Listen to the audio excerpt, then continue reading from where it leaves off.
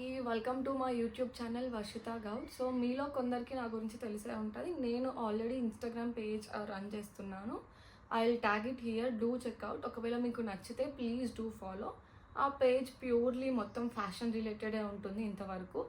So నేను ఎప్పుడైతే Insta కానీ యూట్యూబ్లో కొన్ని పెడుతున్నప్పుడు, నేను ఎప్పుడైతే డేటా ఇంజనీర్ అని చెప్పానో అప్పటి నుంచి నాకు చాలా డిఎమ్స్ వస్తున్నాయి జూనియర్స్ నుంచి. అంటే అక్క మాకు హెల్ప్ చేయొచ్చు కదా, రెజ్యూమే ఎట్లా ప్రిపేర్ చేసుకోవాలి, లేకపోతే ఇంటర్వ్యూస్కి ఎలా ప్రిపేర్ అవ్వాలి, ఇంటర్వ్యూస్ ఎలా క్రాక్ చేయాలి అని చెప్పి చాలా డిఎమ్స్ వస్తున్నాయి. సో ఐ థాట్ ఓకే మంచిగా ఉంటుంది కదా, ఒక్కరికి హెల్ప్ అయినా బాగుంటుంది కదా, లెట్ మీ డూ అని చెప్పి ఒక వీడియో సిరీస్ స్టార్ట్ చేద్దాం అనుకుంటున్నాను. సో బిఫోర్ అలా స్టార్ట్ చేసేదానికంటే ముందు అసలు నేను ఈ పొజిషన్కి ఎలా వచ్చాను, ఏమేమి స్ట్రగుల్స్ ఫేస్ చేశాను, ఏం నేర్చుకున్నాను, ఏం చదువుకున్నాను, నా ఎడ్యుకేషనల్ బ్యాక్గ్రౌండ్ ఏంటి, అసలు ఎలా ఇక్కడ దాకా వచ్చాను అని చెప్పి షేర్ చేసుకుందాం అనుకుంటున్నాను.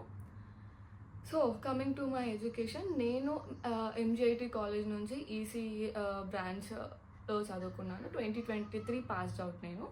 సో నాకు బ్యాక్ దెన్ అసలు కాలేజ్ జాయిన్ అయ్యేటప్పుడు జీరో నాలెడ్జ్తో జాయిన్ అయ్యాను. ఏదో కొందరు ఫ్రెండ్స్ కానీ సీనియర్స్ చెప్తే ఈజీ జాయిన్ అవుతే అటు హార్డ్వేర్ వెళ్ళొచ్చు, ఇటు సాఫ్ట్వేర్లో జాబ్ చేయొచ్చు, 2 ఆప్షన్స్ ఉంటాయి అని చెప్పి బ్లా అలా చెప్తే, సో ఓకే 2 ఆప్షన్స్ ఉంటాయి చూసుకుందాం 4th ఇయర్లో అని చెప్పి జాయిన్ అయ్యేదైతే జాయిన్ అయిపోయాను EAMCET rank through. Then join అయినప్పుడు ఫస్ట్ ఇయర్లో కూడా నాకు జీరో నాలెడ్జ్, జస్ట్ క్లాసెస్కి వెళ్ళామా, ఎగ్జామ్స్ అటెంప్ట్ చేసామా, మిడ్స్ సెమిస్టర్స్ ఇలా అవుతూ ఉండేది. దెన్ 1 సెమిస్టర్ అయిపోయాక మాకు మాకు అనే కాదు అందరికీ ఒక పెద్ద బ్యాడ్ న్యూస్ ఏంటి అని అంటే లాక్డౌన్. కరోనా వచ్చింది సడన్గా లాక్డౌన్, మన ఇండియా మొత్తం వరల్డ్ మొత్తం ఫస్ట్ టైం నాకు తెలిసినంత వరకు. సో లాక్డౌన్ అని చెప్పి ఇంటికి పంపించేశారు. క్లాసెస్ అన్నీ ఆన్లైన్లో అయ్యేవి, 1-2 కానీ 2-1-2-2 ఆల్మోస్ట్ సెకండ్ ఇయర్ మొత్తం ఇంట్లోనే ఆన్లైన్లోనే అయిపోయింది. ఆన్లైన్లో ఎవరికి వినడానికి ఓపిక ఉంటుంది చెప్పండి. క్లాస్లో వెళ్తేనే చాలా నిద్ర వచ్చేది.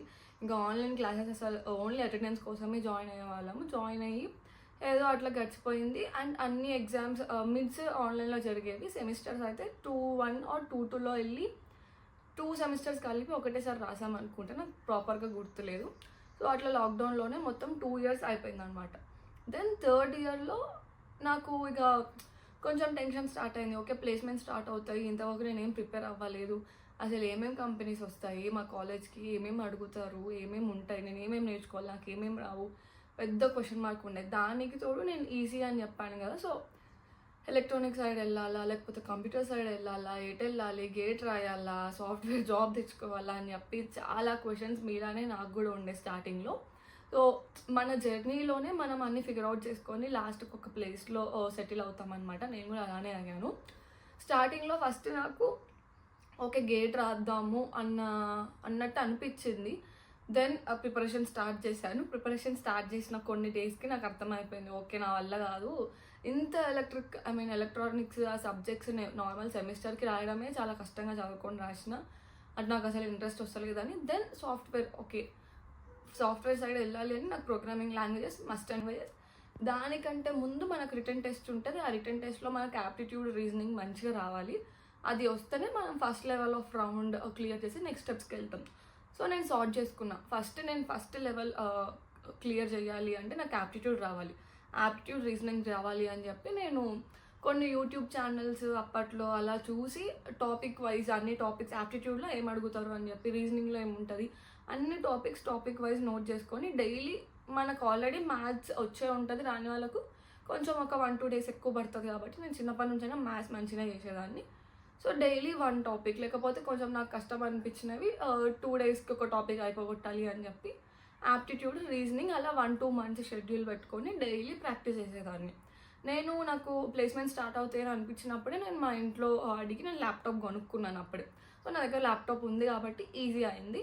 సో యాప్టిట్యూడ్ ప్రాక్టీస్ అంతా అయిపోయాక దెన్ ఐ స్టార్టెడ్ ప్రోగ్రామింగ్లో నాది ఈసీ కాబట్టి ఫస్ట్ ఇయర్ నుంచి నాకు ప్రోగ్రామింగ్ లాంగ్వేజెస్ ఉండేవి కాదు అసలు. ఫస్ట్ సెమిస్టర్లో సి ఉంది, దాని తర్వాత మొత్తం ఎలక్ట్రానిక్స్ ఉన్నాయి. అండ్ దెన్ ఇప్పుడు 3-1 3-2లో స్టార్ట్ అవబోతున్నాయి పైథాన్, జావా అవి. బట్ వాళ్ళు చెప్పేదానికంటే ముందే నేను నేర్చుకోవాలి అని చెప్పి యూట్యూబ్లో ఇట్లా యూట్యూబ్ ఛానల్స్లో చెప్తూ ఉంటారు కదా, అట్లా చెప్పడము, లేకపోతే అఫీషియల్ వెబ్సైట్లో డాక్యుమెంటేషన్ చూసి నేను పైథాన్ ఇంకా జావా నా సొంతంగా నోట్స్ ప్రిపేర్ చేసుకొని బేసిక్స్ అన్ని గ్రిప్ తెచ్చుకొని మంచిగా నేర్చుకున్నాను అనమాట. సో ఇప్పుడు నాకు సి వచ్చు, పైథాన్ వచ్చు, జావా వచ్చు. ఈ మూడిట్లో నాకు ఎవరు వచ్చినా అడుగుతారు కాబట్టి నేను చెప్పగలుగుతాను. బట్ నేను ప్రోగ్రామింగ్ లేకపోతే కోడింగ్ దేంట్లో చేయాలి అని చెప్పి మనం ఒక్కటే సెలెక్ట్ చేసుకోవాలి ఆబ్వియస్గా. సో నాకు పైథాన్ మంచిగా అనిపించింది 3 లాంగ్వేజెస్లో. జావా చాలా కొంచెం కాంప్లికేటెడ్ అనిపిస్తుండే నాకు. సి మరీ బేసిక్ ఉంటుండే. సో పైథాన్ బెస్ట్ అని చెప్పి నేను పైథాన్లో కోడింగ్ చేయడం స్టార్ట్ చేశాను. హ్యాకర్ ర్యాంక్లో ఎవ్రీడే ఖచ్చితంగా నాకు స్టార్టింగ్లో ఒక్క ప్రాబ్లమ్ సాల్వ్ చేయడానికే పిచ్చెక్కిపోయేది. అది మనకు కొత్త కదా, చేయడం రాదు. సో మెల్లమెల్లగా చేస్తూ ఉండగా మనం కొంచెం అలవాటు పడతాము, మనకు కూడా ఫాస్ట్గా చేయడం వస్తుంది. సో యాప్టిట్యూడ్ రీజనింగ్ అయినా మనము సొల్యూషన్ అందరూ చేయడానికి వస్తుంది, కానీ ఎంత ఫాస్ట్గా చేస్తున్నాం అన్నది ఇంపార్టెంట్. ఎగ్జామ్స్ రాసేటప్పుడు మనకు ఒక క్వశ్చన్కి 30 సెకండ్స్ లేదా 1 మినిట్ టైం ఉంటుంది. సో ఎంత ఫాస్ట్గా చేస్తే అంత బెటర్ ఉంటుంది. ఇలా సో ప్రోగ్రామింగ్ నేర్చుకున్నాను, యాప్టిట్యూడ్ రీజనింగ్ అన్నీ నేర్చుకున్నాను.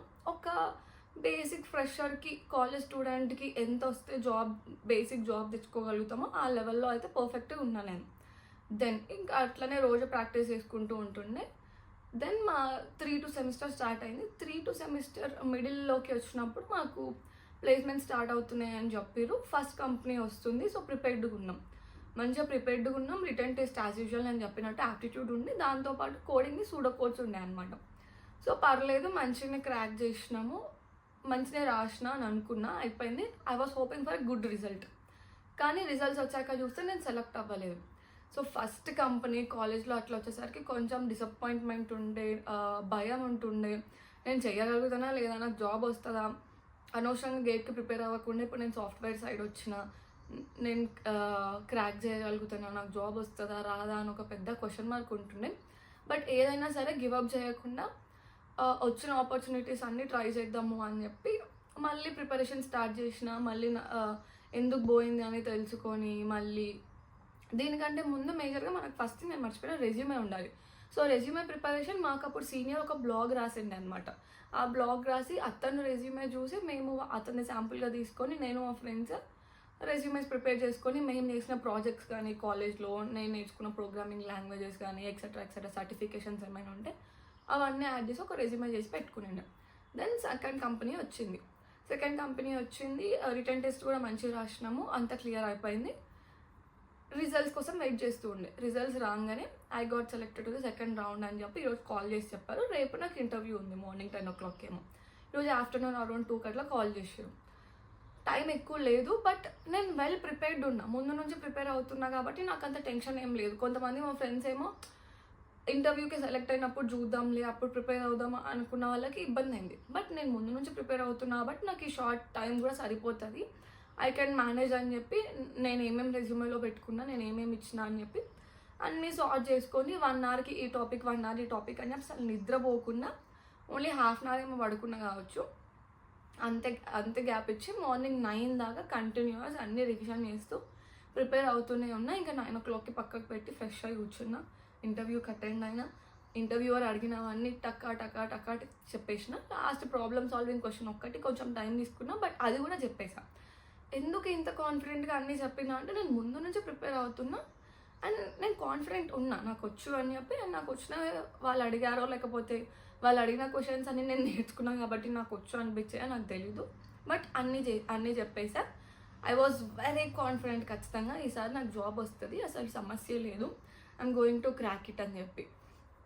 దెన్ ఒక 1 week లేటర్ నేను క్లాస్లో ఉన్నప్పుడు నాకు కాల్ వచ్చింది.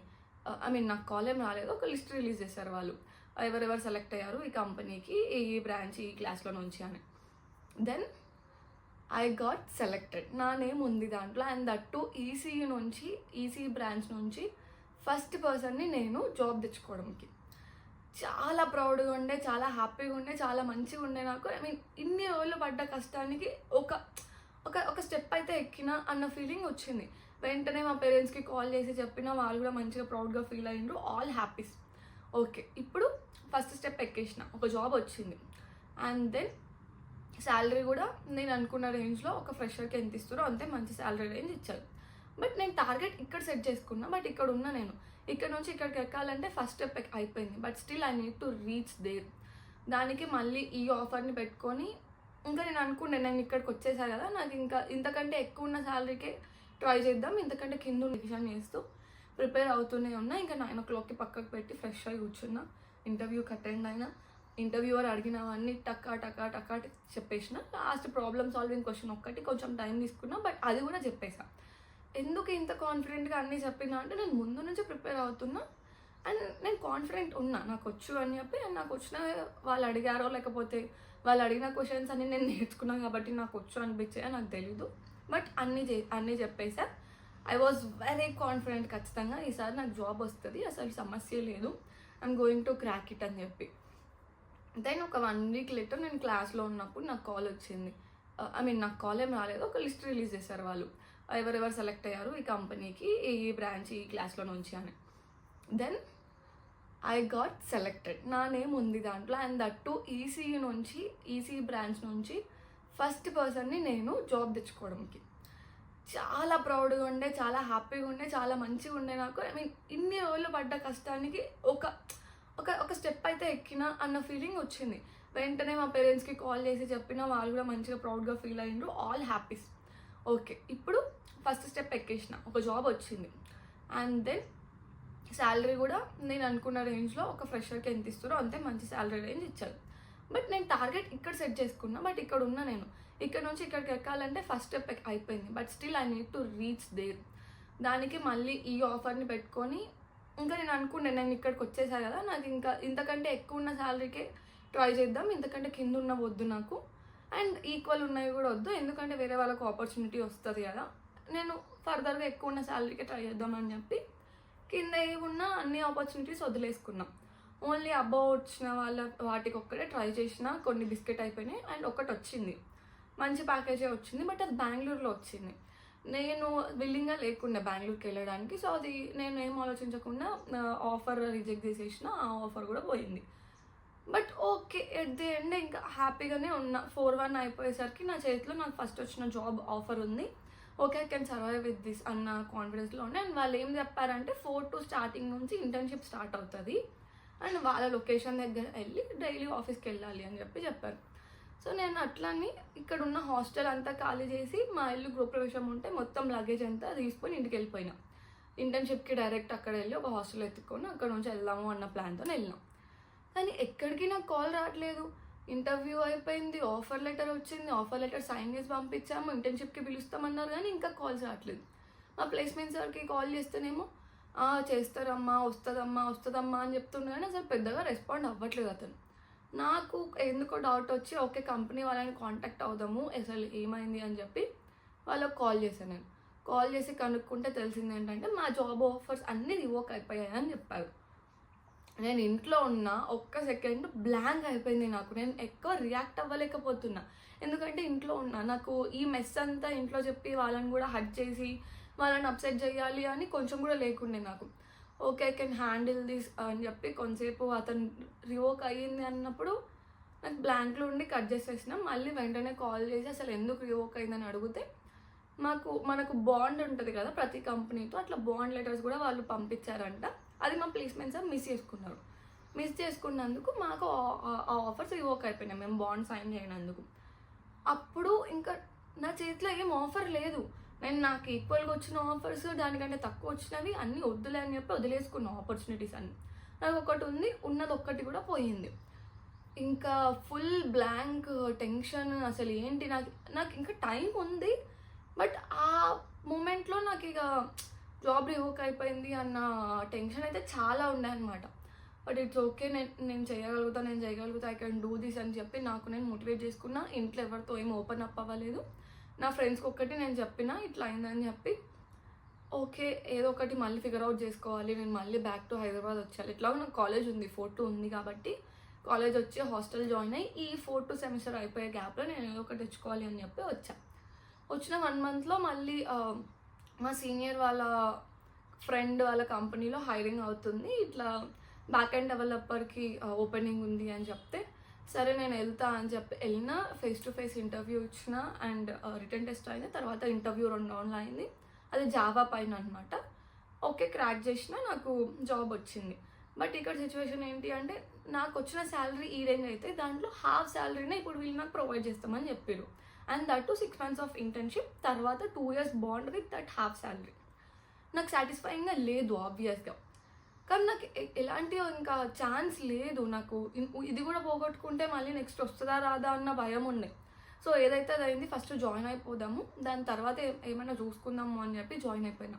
అది నాకు ఇంటర్న్షిప్ కాబట్టి ఫస్ట్ ఒక 1-2 మంత్స్ ట్రైనింగే ఉండే. అది స్కాలా పైన ఉండే. నాకు జావానే కొంచెం కాంప్లెక్స్గా అనిపించేది. నేను అంత మంచిగా నేర్చుకునేదాన్ని కాదు. పైన అంటే సింటాక్స్ అన్నీ డిఫరెంట్ ఉండొచ్చు, బట్ లాజిక్ సేమ్ ఉంటుంది కాబట్టి క్రాక్ చేయగలిగిన. వెళ్ళినా నాకు స్కేలా ట్రైనింగ్ అయ్యింది, బట్ ఐఎమ్ నాట్ కన్విన్సింగ్. నాకు సాటిస్ఫైయింగ్గా లేదు. నేను జాయిన్ అవ్వాలనుకున్న కంపెనీ ఇది కాదు, ఇట్లా ఉండొద్దు, నేను వేరే ఎక్స్పెక్టేషన్స్ పెట్టుకున్నా, శాలరీ కూడా ఎక్కువ ఉండాలనుకున్నా, ఇది కాదు, నేను ఇక్కడ కాదు నేను ఉండాల్సింది అని నాకు చాలాసార్లు అనిపించేది. బట్ ఇంకా నేను అప్పటికి అక్కడ జాయిన్ అయినా కూడా వేరే ట్రై చేస్తూనే ఉన్నా, ఏది రావట్లేదు. ఇంకా అయినా కూడా గివప్ ఇవ్వద్దు అని చెప్పి ఒక 2 మంత్స్ అట్లనే ట్రై చేసిన. నాకు అక్కడ ఎందుకో ఎన్విరాన్మెంట్ నచ్చలేదు, నాకు చాలా ప్రెషర్ అనిపించింది. నేను బై ద వే ఇంకా నేను ఇంటర్న్షిప్ చేస్తున్నట్టు ఇంట్లో తెలియదు కాబట్టి ఎవరికి నా పైన డిపెండెన్సీ లేదు అప్పటికి. సో ఏదైతే అదైందని చెప్పి సెకండ్ టైం మళ్ళీ, ఇంతకుముందు జాబ్ పోయినప్పుడు ఇంట్లో చెప్పలేదు, ఇప్పుడు కూడా దీనికి కూడా ఇంట్లో చెప్పకుండా ఏం చెప్పకుండా నా డెసిషన్ నేను తీసుకున్నా, రిస్క్ తీసుకున్నా. నాకు సాటిస్ఫైయింగ్గా లేదు, ఇక్కడ కానీ నేను ఉండాలనుకున్నాను అని చెప్పి వెంటనే రెసిగ్నేషన్ మెయిల్ పంపించేసిన, అబ్స్కాండ్ అయిపోయినా.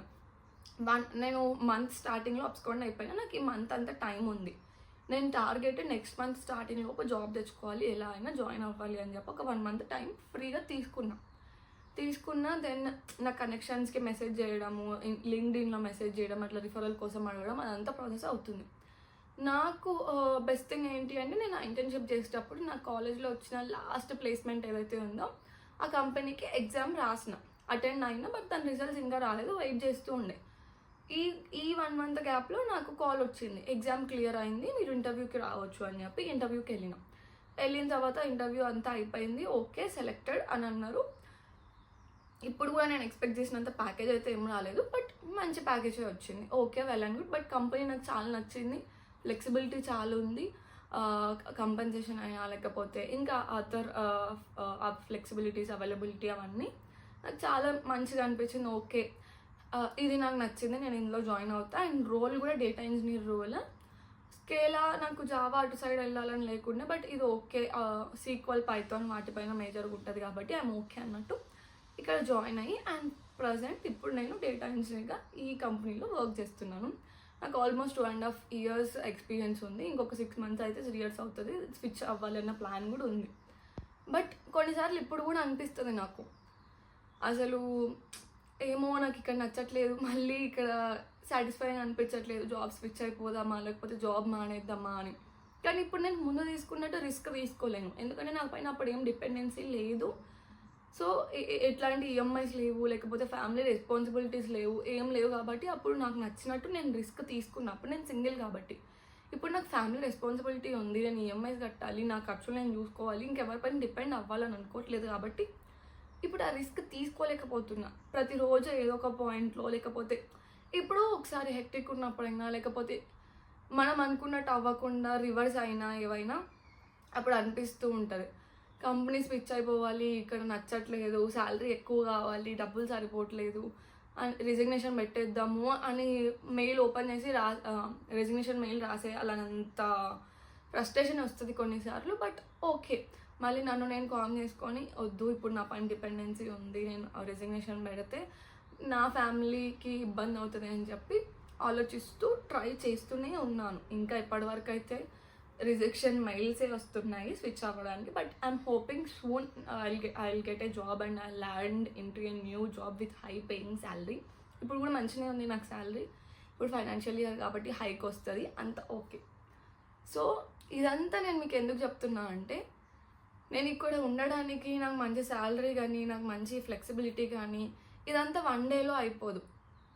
నేను బ్యాక్ దెన్ కాలేజ్ నుంచి కష్టపడుతూ ఉంటూ, చాలా ఫేస్ చేస్తూ, చాలా రిస్క్ తీసుకొని, నాకు నేను అనలైజ్ చేసుకొని, నాకు నేను నేర్చుకొని, కష్టపడి హార్డ్ వర్క్ చేసి, స్మార్ట్ వర్క్ చేసి, డే అండ్ నైట్ కొన్నిసార్లు నిద్రపోకుండా ఇంటర్వ్యూస్కి నేర్చుకొని, ప్రిపేర్ అయ్యి, అటెండ్ అయ్యి, క్రాక్ చేసిన తర్వాతనే ఇక్కడ ఉన్నాను.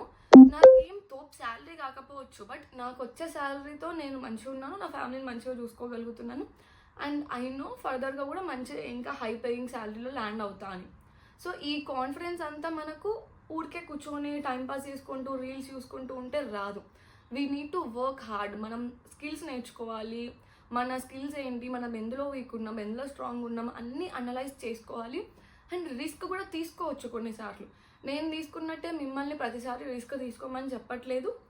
బట్ ఎప్పుడైతే మీ పైన డిపెండెన్సీ ఉండకుండా మీ మనసుకి ఇది చేస్తే కరెక్ట్ అని అనిపించిందో take risk, go for it. మళ్ళీ మళ్ళీ ఆపర్చునిటీస్ రావు. సో మన టైం కరెక్ట్ నన్ను అడిగితే, బట్ రాంగ్ స్టెప్ వేయకుండా కరెక్ట్గా ఏదైనా స్టెప్ వేస్తున్నాము అని అనుకుంటే just go for it. And నేను ఇంకొకటి క్లారిటీ ఇవ్వాలనుకుంటుంది ఏంటంటే, ఈ వీడియోలో నేను చెప్పినట్టు నాకు ఈ రేంజ్ శాలరీ వస్తే ఇంకా దానికంటే అబౌవ్ ఉన్నవే ట్రై చేశాను అని చెప్పాను కదా. సో మన కాలేజ్లో ఉన్నప్పుడు బెస్ట్ టైం మంచి ప్లేస్మెంట్లో ల్యాండ్ అవ్వడానికి, మంచి కంపెనీలో ల్యాండ్ అవ్వడానికి. సో నాలాగా ఓన్లీ ఒక్కటి ఆఫర్ పెట్టుకొని ఎండ్ దాకున్నకండి. మీకు వచ్చిన ఆపర్చునిటీస్ అన్నీ గ్రాప్ చేసుకోండి. అన్ని ఇంటర్వ్యూస్ అటెండ్ అవ్వండి, అన్నిటికీ ఇంటర్వ్యూస్ ఇవ్వండి. ఒక 3-4 ఆఫర్లు అట్లీస్ట్ చేతిలో పెట్టుకోండి. లాస్ట్లో ఏది బెటర్ అనిపిస్తే అది జాయిన్ అవ్వచ్చు. నాలాగా ఒకటి పెట్టుకొని ఉన్నది ఒకటి పోతే మళ్ళీ సఫర్ అయ్యి ఇంత బ్యాక్గ్రౌండ్ ఉండదు. సో నా ఎక్స్పీరియన్స్తో నేను చెప్తుంది, take at least 2 to 3 or minimum 3 to 4 offers in your college. So college అయిపోయి ఉన్న వాళ్ళు తర్వాత ఏం చేయాలి అవన్నీ నేను నెక్స్ట్ వీడియోస్లో చెప్తాను. సో నెక్స్ట్ వీడియోస్లో ఫర్దర్గా ఫస్ట్ కాలేజ్లో ప్రజెంట్ ఉన్న వాళ్ళు, రీసెంట్గా పాస్ అవుట్ అయిన వాళ్ళకు రెజ్యూమే ప్రిపరేషన్ ఎలా ఉండాలి, ఏమేమి నేర్చుకోవాలి, ఎట్లా నేర్చుకోవాలి, నేను ఎట్లా ప్రిపేర్ అయ్యా, ఆప్టిట్యూడ్ ఎక్కడ ప్రిపేర్ అయ్యా, ఇవన్నీ వీడియో బై వీడియో నేను షేర్ చేసుకుందాం అనుకుంటున్నాను. So this is my journey. ఏది ఊరికే రాదు, we need to work hard. So ఆ మోటివేషన్ ఉండాలి మనకు మన డ్రీమ్ని రీచ్ అవ్వడానికి. సో ఫస్ట్ మీరు అది సెట్ చేసుకుంటారు అన్న దాంతోనే, ఆ ఒపీనియన్తో నేను ఈ వీడియో చేయడానికి main reason. So have passion, do hard work, smart work. ఏది ఇష్టంతో చేయొద్దు, ప్రతిదీ ఇష్టంతో చేస్తేనే మనం అనుకున్న పాయింట్ని రీచ్ అవుతాం. సో మీరు జాబ్ తెచ్చుకోవాలి అన్నా ఏదో ఇంట్లో వాళ్ళ కోసం లేకపోతే ఎవరి కోసమో చేయకండి, మీకోసం మీరు చేయండి. ఖచ్చితంగా ఏదో ఒక రోజు మీకు ఒక జాబ్ వస్తుంది. సో జాబ్ అనే కాదు, ఏ ఫీల్డ్లో ఉన్న బిజినెస్ అయినా, నేను చేస్తున్నప్పుడు ఇప్పుడు యూట్యూబ్ ఆర్ ఇన్స్టాగ్రామ్ ఏది చేసినా ప్యాషన్ ఉండాలి, ఇష్టం ఉండాలి. అప్పుడే మనం కూడా మన హార్ట్ అండ్ సోల్ పెట్టి వర్క్ చేస్తాము. So do hard work and smart work and like your work which you are doing.